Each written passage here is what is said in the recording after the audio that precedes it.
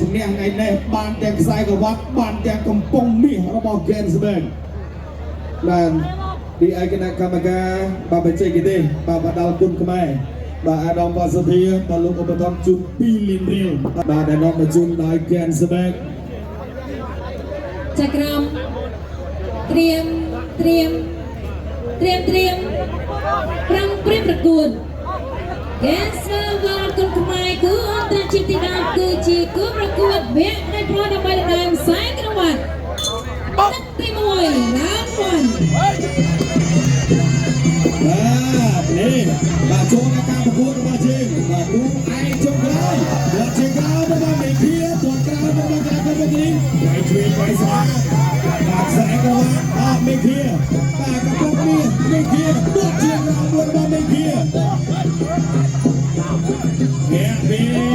បាទទៅដោយទងខុសពីការប្រកួតនេះគាត់ជួយរបស់មេឃាហើយជួយរបស់បាក់ការប្រកួតនេះអត់គាត់ជួយ